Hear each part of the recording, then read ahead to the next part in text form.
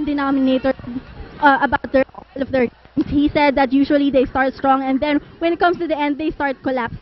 When they go to the semifinals, they need to switch this back around and don't. And he told his girls that if you guys want to win this game, you better not give momentum. So because they already proved that once before that if they give them momentum, they're actually gonna crack at it. They're actually striving for consistency here in the second set. And okay, I'm trying to, because of the choppy nature of that report, I'm trying to get that Bingo Millonario wants to draw first blood here immediately, and they don't get it actually because the first point goes to Petron, but they want to give 100% already here. Gusto nilang iwanan na kaagad yung Petron. That's right, because what happened in the first set, the game was really tight, and looking at it in terms of all the departments, attack points, 17 points for Petron, Bingo Millonario had 16, and both teams actually had 10 errors. So what they want is to really pull away in terms of scoring the points. Well, they could have done that if their service was a little bit more consistent than the way it was in the first set. I would gather from those 10 errors, probably half came from the service line.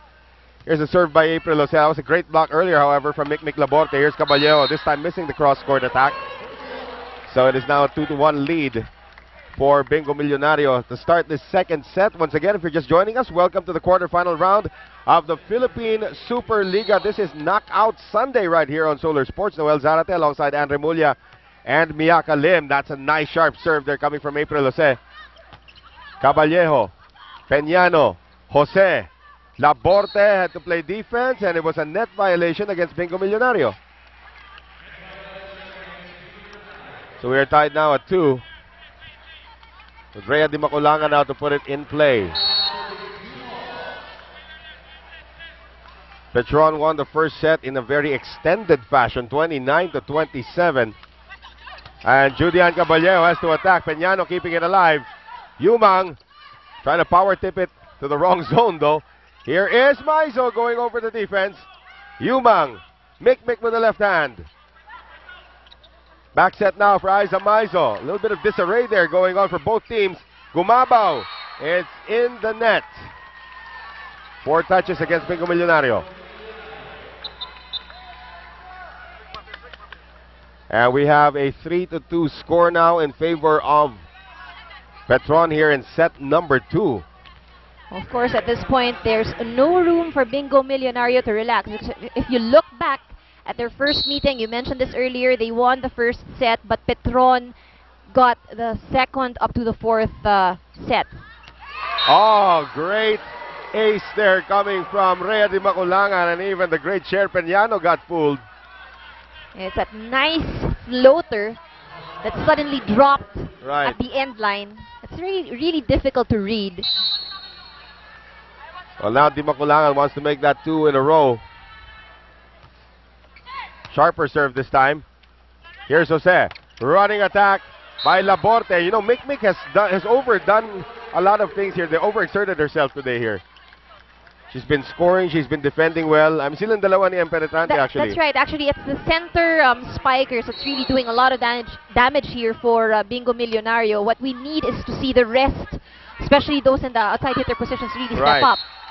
Well, that's a good drop there coming from Micah Ortiz. Score is 5-3 now in favor of Petron. Judy Caballero, another former UAAP MVP, but in beach volleyball. Doesn't want to talk about her school days, I guess, huh? The service error there. I was about to say, you weren't trying to say that, you weren't trying to mention anything about her service, but you jinxed it anyway. Well, it is Michelle Gumabaw now trying to serve to tie things up. That's a good serve. Di Maculangan, quick set to Micah Ortiz. That is unstoppable. When Ortiz and Di Maculangan connect in the middle, it is hard to stop. And they, most of the time, connect. Yeah. Just look at this.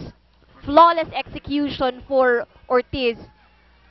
Right in the middle. Trying to vary it a bit here for Di Maculangan. Most of the sets she's given to Ortiz was really running attack. But trying that middle spot for a change.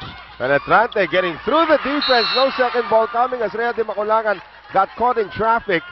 Charo Soriano is actually seeing her first action of the game now for the Petron Blaze Spikers, and still no sign of Philka Inglet, the Game 1 hero when these two teams went up against each other. You can see Charo on your screens there.